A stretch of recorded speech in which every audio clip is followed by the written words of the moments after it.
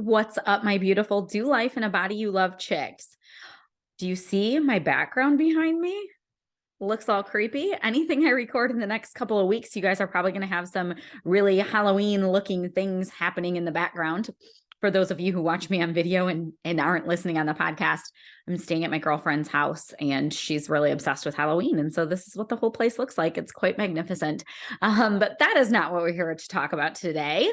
I want to chat with you guys about motivation and consistency, because isn't this the thing, right, that keeps everybody stuck? And I just did a live in the Simplified Fat Loss group about this. And I was like, no, this is so important. I am going to talk about this on the podcast. I'm going to write an email about this. Like, this is the stuff that we need to know in order to keep weight off of our bodies. Or honestly, even if you don't have a weight loss goal, but you have a general health goal, the same thing is going to apply. Okay. And so I want to talk about why motivation cannot go the distance for us, because it can't. Like, relying on motivation will never get the whole job done. And also, you guys are going to see a lot of dogs walk by too. Okay. So motivation, not going to carry us all the way there. I want to talk about why that is, so that you understand why it's important to stop depending on motivation. But then I want to talk about 3 things that you can do instead of relying on motivation. Okay. So I used to always say things like, I should work out, but I'm not motivated. Or I should lose weight, but I'm not motivated to eat good because I didn't like healthy food at all. And I didn't feel like I had time to work out and all of these things. And really, what was I saying in that moment? If I say I should work out, but I'm not motivated, what I'm really saying is I should work out, but I don't feel like it, right? So motivation is a feeling, and feelings are very, very fickle. And so you're not always going to feel like doing the things. Am I right? And so then how do people get results if they don't always feel like doing the things? Because here's the secret. The people who have all the things that you want, all the goals that you're trying to hit, they don't feel like doing it every day either. So how do they do it? Do they just buckle down and grind it out? That's not it either. You can't just bully yourself into it. And so, well, what the heck do we do then, right? So when we depend on motivation to carry us to our goals, one of 2 things happens. Either A, we never start.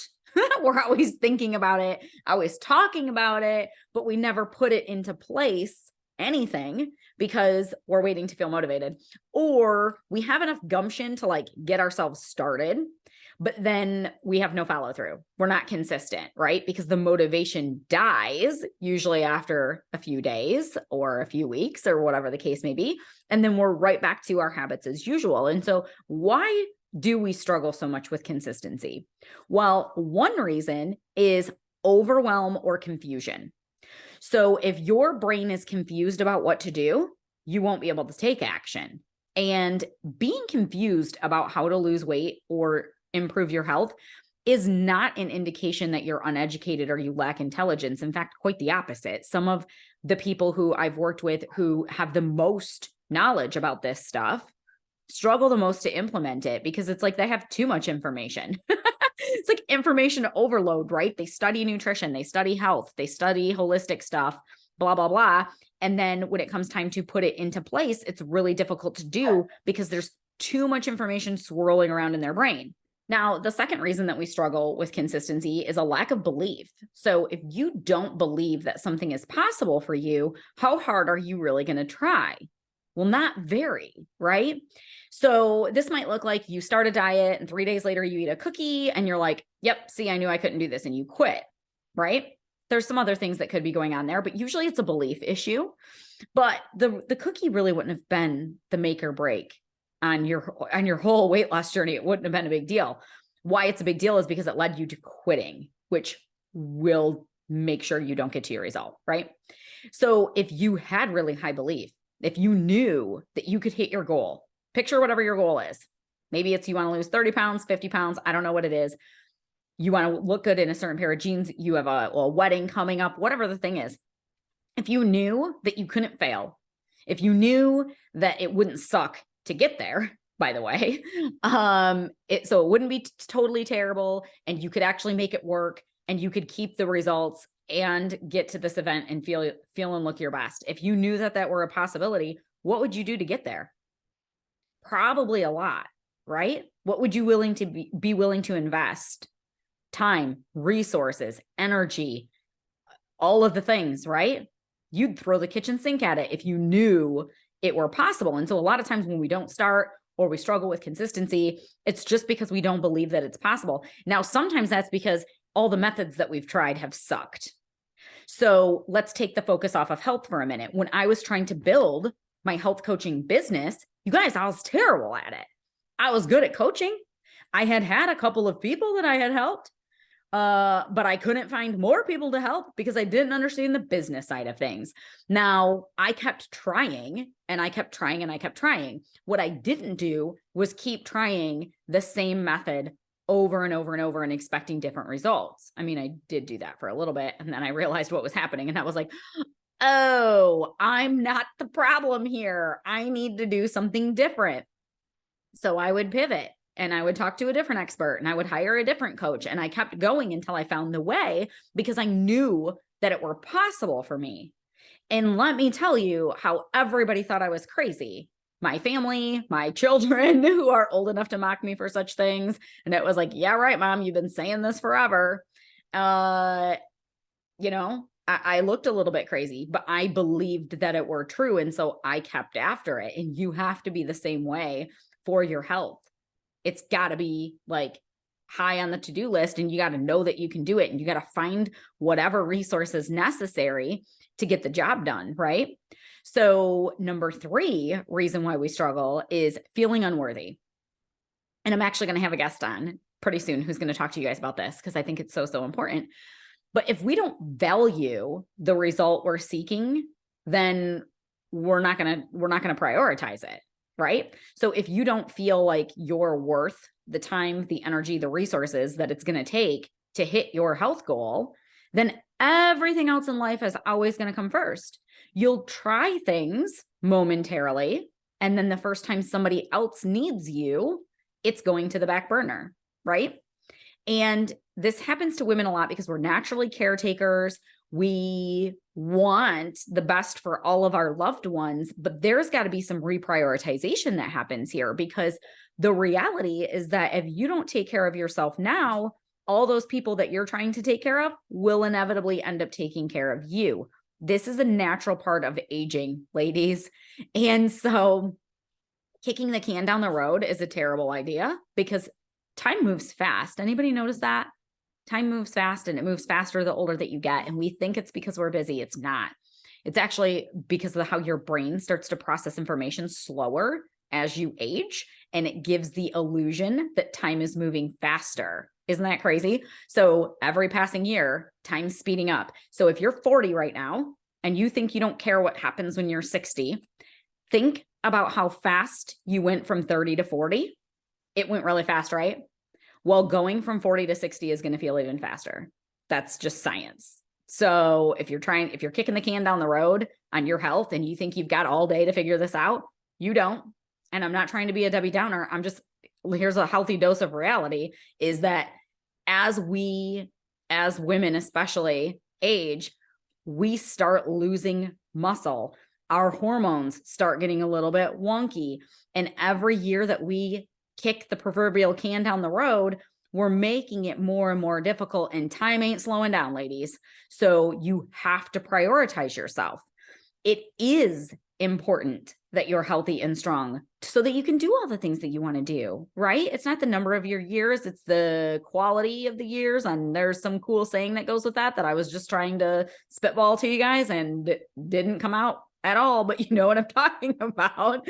We want to have quality and longevity and all of these things. And so we have to make ourselves a priority. And now that doesn't mean that everything else in your life has to go to the wayside, because being healthy and losing weight doesn't have to monopolize your whole life. If it does, your plan sucks. Okay. And we got to reevaluate some things, but you do have to establish some boundaries. Give yourself time for your meal prepping. Give yourself time to go on a walk or whatever the thing is, right? So it's got to be a priority. So knowing that those are the 3 main reasons that we struggle with consistency, here's the few things that you can do to navigate this so that you can have rock star consistency, okay? Number 1 is putting a plan in place that's doable for whatever season of life you are in.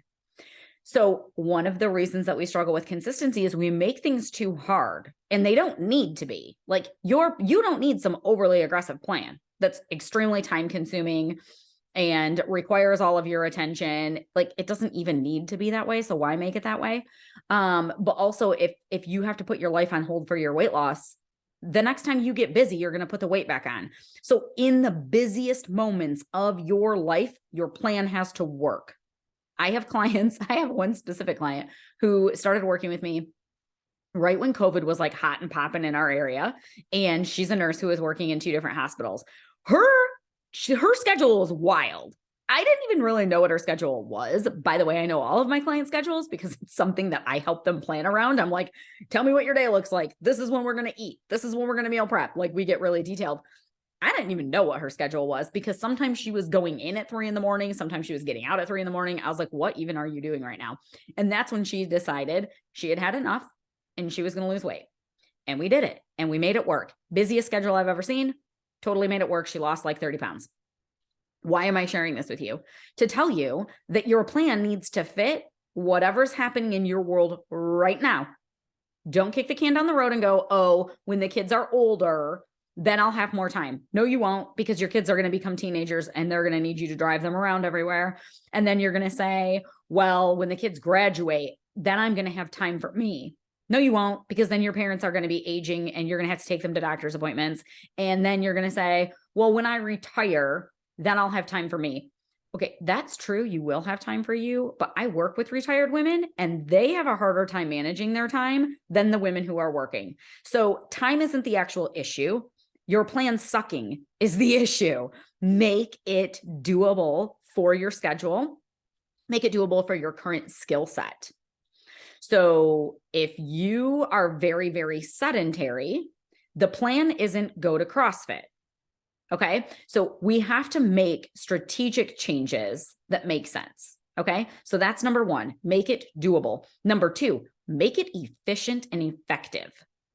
Okay. So if you're doing things that don't work, you're going to quit.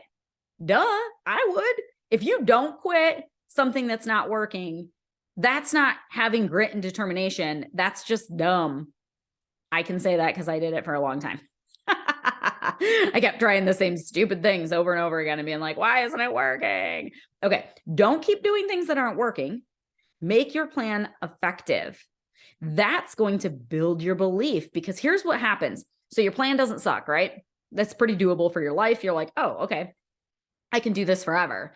And then what your brain is going to do is go, this is too easy. Happens all the time. My clients, week 3, all the time, message me. This feels too easy. I'm like, do you want it to be harder?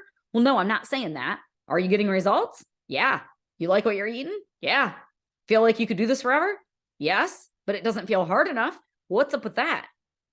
We think it needs to be really, really hard to get results, right? But here's what happens if you make your plan doable. You're doing the things, it doesn't feel hard. And then all of a sudden you start getting results because your plan is also effective. Now your brain is like, hey, I just lost 5 pounds. It didn't feel that strict. It didn't feel that hard. I still went out to dinner with my husband. Maybe I can do this. And there comes that belief. And then what do you think happens next? Motivation. That's where motivation comes from. Seeing some results, believing that it's possible. Now you're going to feel motivated to drive yourself into further action. And that's how that whole thing works. So make sure what you're doing actually works and it makes sense. The juice has to be worth the squeeze, so to speak. And then number 3 is prioritizing yourself. We talked about this in regards to worth, right? But it's got to be a priority or else everything else is going to go to the wayside. So come up with a plan that you don't have to put your whole life on hold for, that's effective, and that you can actually prioritize and go, look, the thing that I'm doing here, it's not even that time consuming. If my family can't leave me alone to get this 20-minute thing done, no, I'm not having it. You got to prioritize, right? You have to take ownership of your results also. This doesn't mean you go it alone. Okay. Having support is part of a smart strategy. I don't mean go it alone. I mean, you own your results. You're prioritizing yourself and you're taking ownership of the results. So your coworker brings in a bunch of donuts. If you eat them, that was your choice, not your coworkers, right?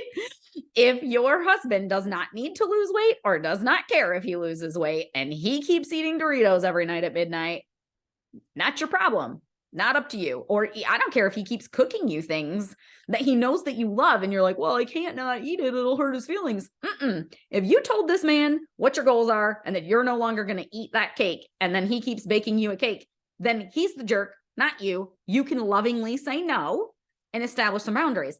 But we let all these other things override the importance of our goals. So it's got to be important to you. You have to be committed. You got to be all in. All in doesn't mean overly aggressive and torturing yourself. It means all in on a plan that makes sense for you. Does that make sense, you guys? So listen, if you need help structuring that plan, holler at your girl. That is literally what I do. I literally sit down with my clients and we plan these things out so that you're not overwhelmed and confused, because I give you extremely simple steps to take. Weight loss is not simple. Okay. So I know the group is called Simplified Fat Loss. The reality is that metabolism and weight loss and behavior change, they're all very complex things, but your plan needs to be simple for you to follow. So I have all that mess in my brain, and then I take all the mess that is your life and I put it together into a plan for you that feels so simple to you that you go, oh, are you sure I'm doing enough? That's the goal. So if you need a plan like that, where we're dialing things in for your body, your metabolism, if you're trying all the things and nothing is working, that means it's not effective. We need an effective plan for you. I can help you with that. If you feel like you have to put your life on hold to lose weight, that means it's not efficient. We need an efficient plan. If you don't believe that the results are possible for you, it's easier for me to say than for you to see, because I have walked through it myself. And then I've helped hundreds of other women walk through it. So I know that my process works. I know it 100%. Does that mean I get 100% results in my program? No, because you got to show up and do the work. And everybody doesn't do that. Just to be honest, most women do, because it's not that hard.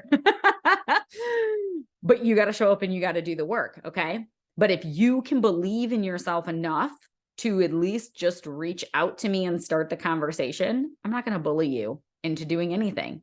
I'm not going to talk you in to doing anything. What we're going to do is have a conversation, see what your goals are, see what your dieting history is, try to figure out really what's going on with your body. Is your metabolism actually slow, or is this really a mindset thing? Either way, the Keep It Off Academy addresses all of those things, but we kind of got to know what our focus is going to be. And if I think I can help you, I will invite you to work with me in the Keep It Off Academy. And that, again, is completely up to you. But if you can believe in a process enough to follow, your belief in yourself will build while we're getting you results. So then by the time you're done, your belief in yourself and your confidence in yourself and your own abilities are now so on point that you never have to struggle with consistency and motivation again, because motivation is not going to carry you the distance, my friend. You got to implement things in this way so that you can build consistency, turn them into lifelong habits. Diets aren't going to get you there. Waiting to feel inspired isn't going to get you there. This is the problem when I run these free challenges, which I just did one, right? And everybody did amazing. And I'm so proud of the group that we had. They did so, so great. Why I always get sad at the end of them is because I know that within 3 weeks, when I follow up with people, they've usually went back to doing what they were doing because they got some results in these 4 or 5 days. They feel really good. It seems simple enough that, which is good, right? That they think, I got this. I don't need help. But the reality is that they haven't learned to navigate all of these other situations and build out a lifelong plan. That's a 4-day plan, right? And then 3 weeks later, it's right back to life as usual. And I hate seeing that yo-yo cycle. So if you're stuck in that yo-yo cycle, don't wait, reach out, get support. There's no shame in that. I have health coaches. I've had clients who are doctors, nurses, pharmacists, physical therapists, people who all quote unquote should know what to do. The reality is that it's not a knowledge problem. It's a changing our behavior and restructuring the way that we think kind of thing. And honestly, just having somebody objective that can walk you through the landmines that are coming. Because we all have obstacles that are going to pop up on our journey. And having somebody who's outside of you to be objective in that is insanely helpful. So I hope that this helps you guys stay motivated, and I will catch you next week.